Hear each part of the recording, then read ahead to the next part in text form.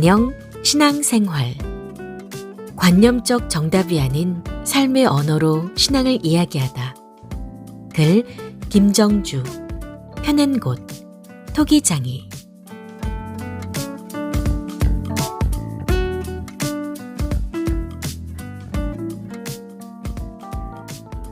영혼 사랑보다 더 깊은 사랑은.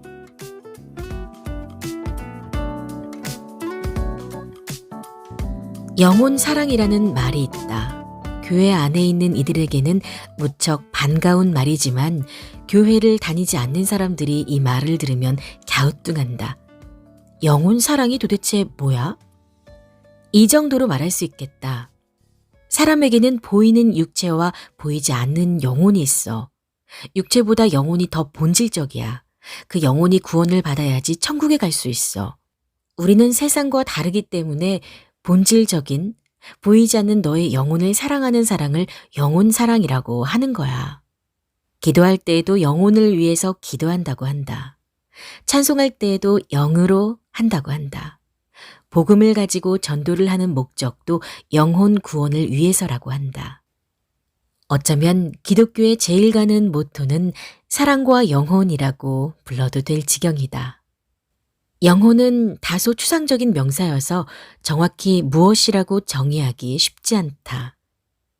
영혼을 사랑한다는 것도, 영혼을 위해서 기도한다는 것도, 영혼 구원을 한다는 것도 닿을 듯 닿지 않는 느낌적 느낌만 가득할 뿐 추상적이고 막연하게 느껴지는 순간들이 많다.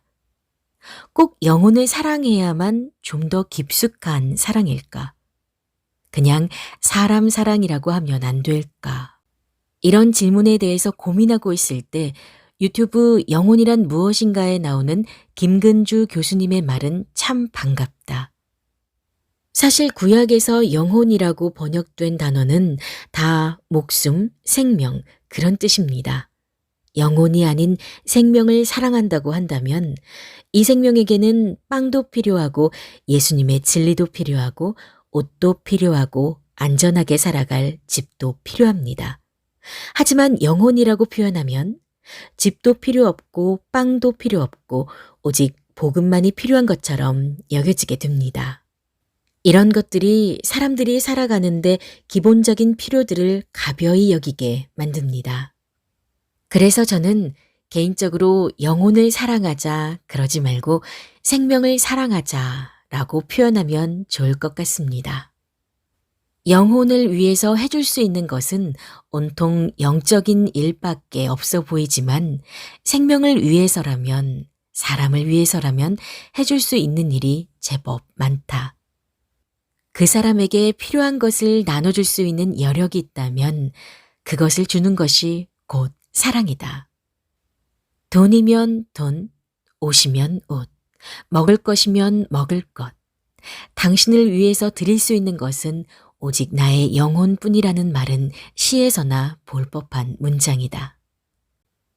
교회는 영혼이 아닌 생명을 사랑하는, 사람을 사랑하는 사랑을 현실 속에서 구체화시켜 아무런 보답 없이 한도 없이 무이자로 나누어주고 흘려보낼 수 있는 힘을 가진 곳이다. 그렇게 값없이 받은 사랑이 값없이 흐를 때 이 세상을 지배하고 있는 피라미드 구조, 약육강식의 체제는 깨어지고 그곳에 더불어 사는 하나님의 나라, 진정한 의미의 교회가 세워지는 것이다. 영혼 사랑 말고 생명 사랑, 사람 사랑. 영혼 구원 말고 생명 구원, 사람 구원. 영혼을 위한 기도 말고 생명을 위한 기도, 사람을 위한 기도. 그렇게 영적인 영역이 아닌 현실의 영역에서 행함과 진실함으로 사랑할 수 있길. 명사인 사랑은 눈에 보이지 않지만 동사인 사랑은 선명히 보인다.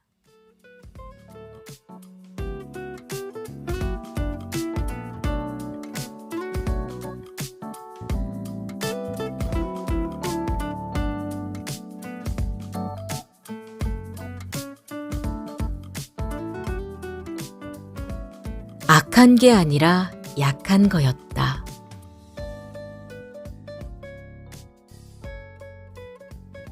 결혼하고 틈틈이 하던 알바들을 그만두고 오로지 책상에 앉아서 공부만 했던 시절이 있었다.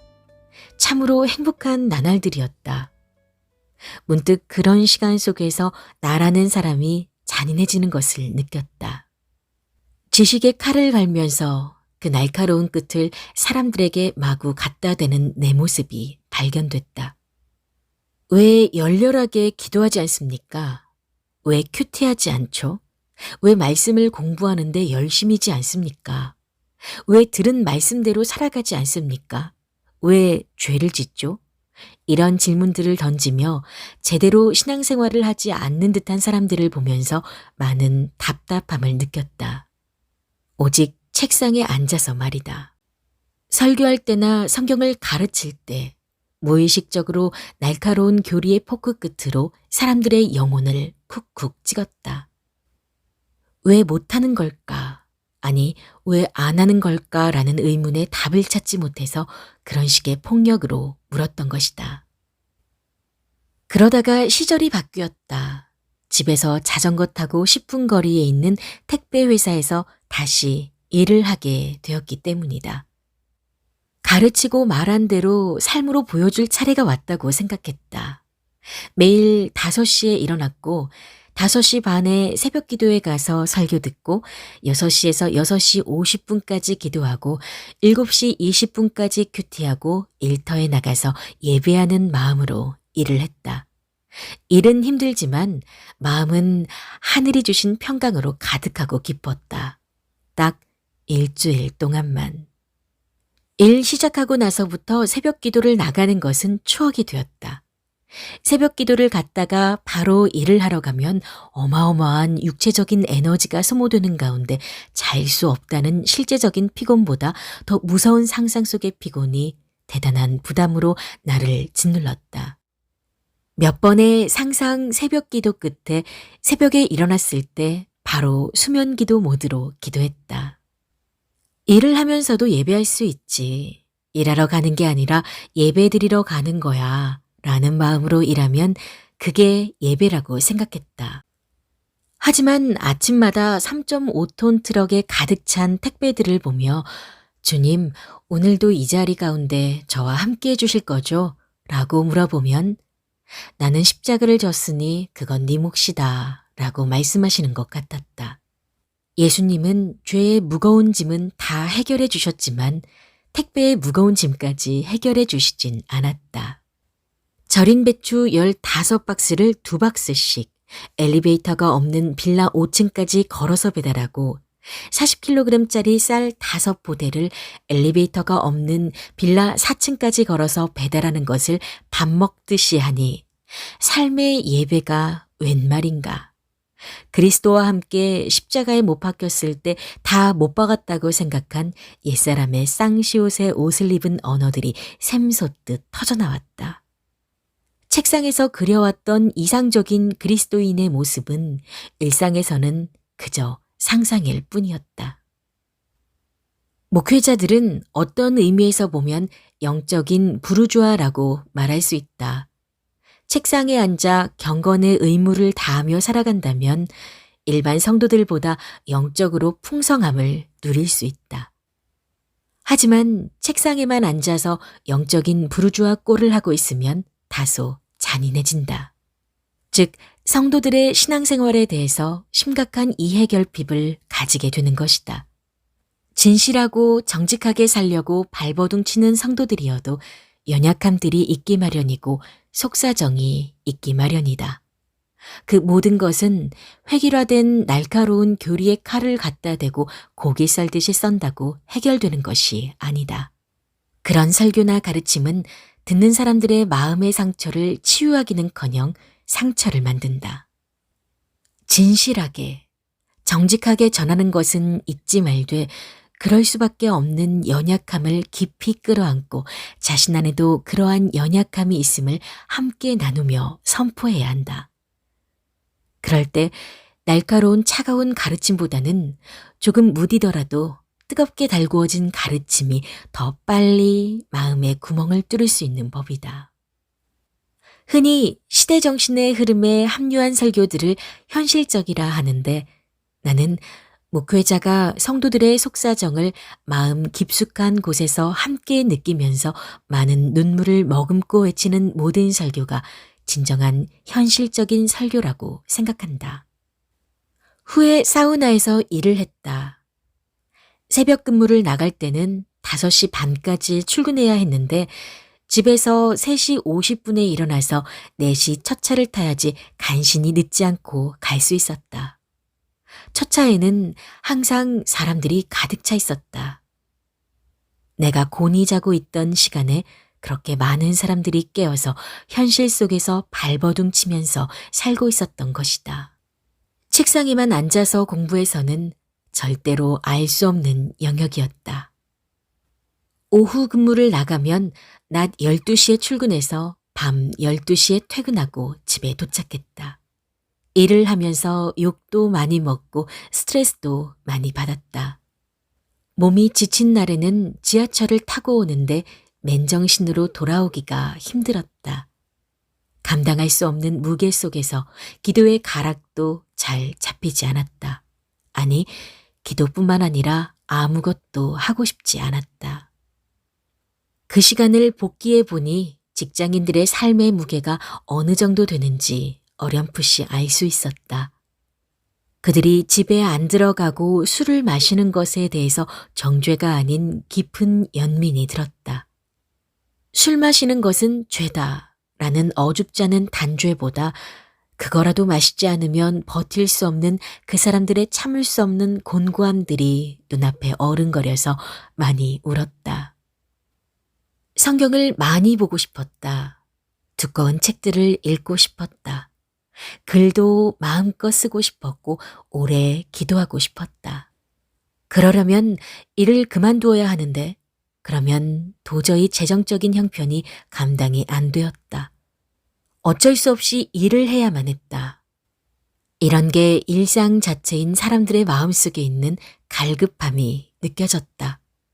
성경을 보고 싶은데 볼 수 없는, 알고 싶은데 잘 모르겠는, 기도하고 싶은데 기도가 잘 터지지 않는, 하나님을 사랑하지 않는 건 아닌데 사랑할 힘조차도 이리 치이고 저리 치이면서 점점 빠져나가는 현실들. 그동안 악함이라고 생각했던 것들이 약함이라는 것을 비로소 알게 되었다.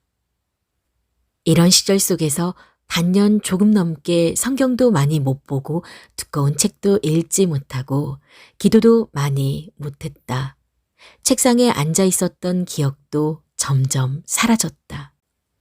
하지만 분명히 그때 이후로 설교와 글이 많이 업그레이드 되었다.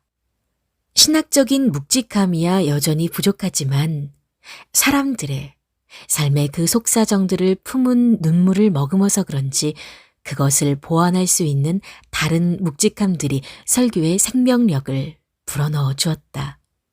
부족하나마 사람들의 삶의 아픔들을 공감하며 현실적인 설교를 할 수 있게 되었던 것 같다. 자비와 긍휼로 갈지 않은 교리의 칼날은 신앙이라는 이름의 폭력이다. 잔인한 설교자가 아닌 마음이 따뜻한 사람이 되고 싶다. 글을 쓸 때는 창조주가 된 듯 자가 팽창되기 쉽고 말씀에 붙잡혀서 열렬하게 쏟아내는 열정 이면에는 자아 성취와 자기 증명이라는 그림자가 있기 마련이며 하나둘씩 신학적인 지식들이 쌓이다 보면 신학적 허세에 취하게 될 수 있다. 쉬지 않고 일했던 시간들은 이 모든 오류들을 현장에서의 피땀 눈물을 통해 뜨거운 안녕을 고하도록 해주었다. 위대한 신앙 위인보다 사람이 되고 싶다. 탁월한 종교 전문가, 목회꾼보다 마음이 따뜻한 사람이 되고 싶다. 이 모든 과정들로 말미암아서 사랑을 나눠줄 만큼 행복한 사람이 되면 그대에게 제일 먼저 자랑할 거다. 그댈 제일 먼저 안아줄 거다.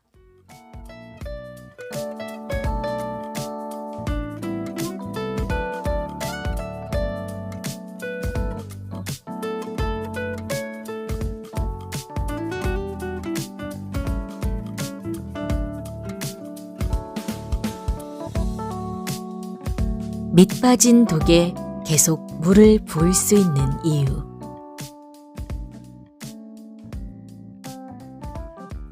사역을 하는 것이 밑 빠진 독에 물 붓기처럼 느껴질 때가 있다. 아무리 물을 붓고 또 붓고 또 부어도 도저히 찰 기미가 보이지 않는다. 이걸 해도 안 되고 저걸 해도 안 된다. 좀 더 정확히 말하자면 안 된다기보다는 똑같다는 표현이 더 맞을 것이다. 이걸 해도 똑같고 저걸 해도 똑같다. 밑 빠진 독에 무엇을 부어도 결국엔 다 빠져나가 버리는 것처럼 무엇을 해도 하기 전과 똑같다. 이게 반복되면 무척 무기력하게 된다. 뭘 하든 안 하든 힘든 건 똑같으니 힘겹게 하느니 힘겹게 안 하는 게 더 낫겠다는 생각마저 들곤 한다. 최근에 기도할 때 느꼈던 감정은 그저 먹먹함이었다. 새벽에 이런 기도를 드려봤다. 하나님, 밑 빠진 독인데 계속 물을 부어야 하는 이유가 있을까요? 하나님은 여전히 말이 없으셨지만 얼마 전에 새음이에게 읽어준 금이 간 항아리라는 동화 이야기가 떠올랐다. 동화의 내용은 이러하였다. 옛날에 한 소년이 2개의 큰 항아리를 가지고 있었다. 하나는 깨끗한 새 항아리였고 하나는 금이 간 낡은 항아리였다. 소년은 2 항아리를 가지고 매일 냇가에 물을 기르러 갔다. 하지만 집에 도착해서 보면 금이 간 항아리의 물은 반밖에 없었다. 그래도 소년은 2년 동안 매일 이 일을 했다. 어느 날 금이 간 항아리는 너무 미안해서 소년에게 말을 걸었다. 금이 간 자신이 부끄럽다고, 자신의 역할을 제대로 못하고 있어서 힘들게 해서 미안하다고. 그러자 소년이 말했다. 항아리야, 혹시 집에 오는 길에 핀 꽃들을 본 적 있니? 언덕에서 말이야. 한쪽 길가에만 들꽃이 활짝 피어 있잖아. 항아리가 말했다. 맞아. 햇살을 받아 꽃들이 반짝였지? 소년이 말했다. 혹시 그거 아니? 네가 다니던 길가에만 꽃이 피어 있다는 걸. 새 항아리가 다니던 쪽에는 꽃이 한 송이도 없단다. 항아리가 말했다. 그게 무슨 말이야? 소년이 말했다. 난 너에게 금이 있다는 걸 알았어. 그래서 네가 다니는 쪽 길가에 꽃씨를 심었단다. 물을 길어 집으로 돌아오는 길에는 네가 꽃씨에 물을 주었지. 너의 그 틈 사이에서 새어나온 물로 말이야. 내 덕분에 나는 지난 2년 동안 꽃들로 집을 예쁘게 장식할 수 있었단다. 네가 없었다면 집이 이렇게 아름답지 못했을 거야. 이제 너 자신이 자랑스럽지 않니? 금이 간 항아리는 처음으로 활짝 웃었고 자신의 깨어진 금을 자랑스러워하며 날마다 꽃들에게 물을 주었다는 내용으로 끝나는 아름다운 동화다. 지금 내가 세워진 자리에서 하는 사역이 밑 빠진 독에 물 붓기 같아 보여도 계속 물을 부어야 하는 이유가 이런 것 아닐까? 비록 독에 물이 가득 차서 흘러넘치진 않는다 할지라도 밑 빠진 독에서 흘러나온 물로 말미암아서 꽃밭이 생길 수 있는 것이다. 외적으로 보기에 어떤 화려한 열매나 성취나 만족이 없다고 할지라도 그 밑 빠진 독에서 흘러나온 물을 먹고 피어나 자란 생명력을 가진 꽃들이 있다. 오히려 온실에서 자라난 화초보다 더 강하고 아름답게 말이다. 힘들고 지치고 무기력해도 계속 물을 부어야 한다. 혹시 모른다. 지금은 아무것도 보이지 않고 척박하고 메말라서 어떤 생명도 살아나지 못하는 것처럼 보인다고 할지라도 계속 물을 붓고 또 붓다가 보면 그 물이 언젠가 흐르고 흘러 조그만 강물이 될 수도 있기 때문에. 포기하는 그 순간이 시합 종료가 아니라 사역 종료다. 밑 빠진 독이어도 계속 부어야 한다. 이곳에 생명샘 솟아나 눈물 골짝 지나갈 때에 머지않아 열매 맺히고 웃음소리 넘쳐날 것이니.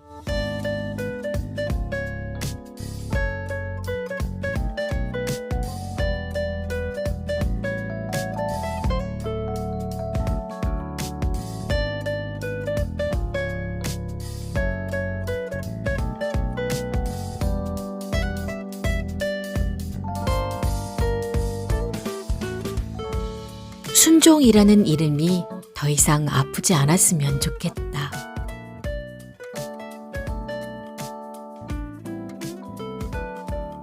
교회 안에서 순종이라는 말은 아쉬운 쓰임새를 가지고 있다는 생각이 든다.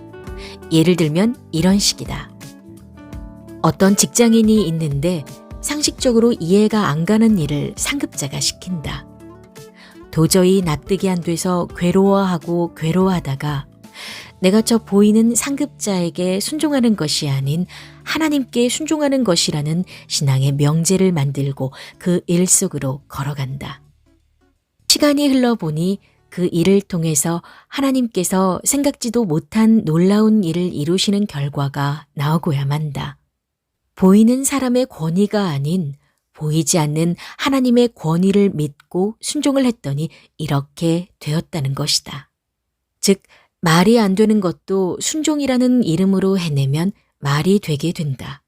오히려 말이 안 되면 안 될수록 순종이라는 이름으로 해내야 하고 그것은 더 극적인 결과로 응답된다는 것이다. 이 같은 명제는 문제가 많다. 왜냐하면 보편적이지 않기 때문이다. 우선 하나님께서 우리에게 순종을 요구하시는 계명, 규범, 명령들은 대부분 납득이 되는 것들이다. 하지 말라는 데는 따져보면 다 이유가 있다. 물론 성경에는 잘 이해가 안 가는 명령을 하시고 그것을 믿음으로 순종해내는 이야기들이 나오긴 하지만 그건 특수한 경우이고 대부분 하나님께서는 말이 되는 걸 순종하라고 하신다. 더 큰 문제는 이런 것을 어줍잖게 사용하는 사람의 권위서린 상식적이지 않은 명령들이다. 본인이 하나님의 대리자라도 된 듯 상식적이지 않는 것을 지시하고 강요하며 말이 안 되는 것을 순종해내야 하나님께 순종하는 것이라고 말하는 것이다.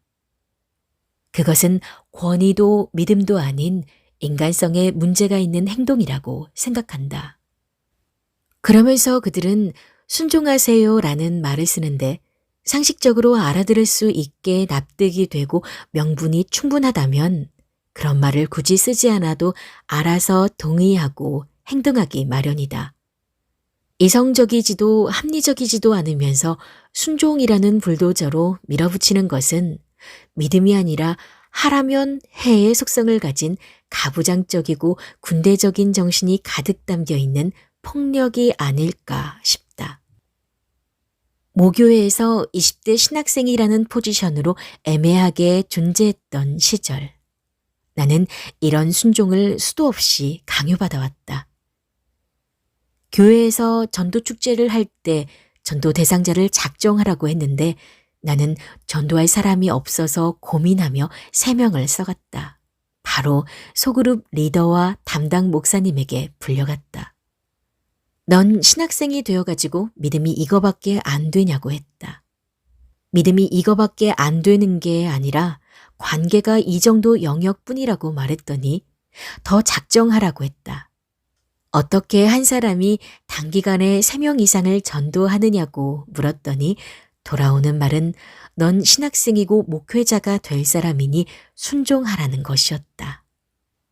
순간 머리가 화산이 된 듯 폭발해 버릴 것 같았지만 집으로 돌아가서 신학교 동기들의 이름을 전도 대상자 작성표에 수십 명 적어갔다.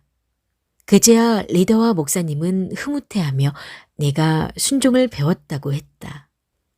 적어도 내가 생활했던 교회 문화권에서 소통이란 없었다.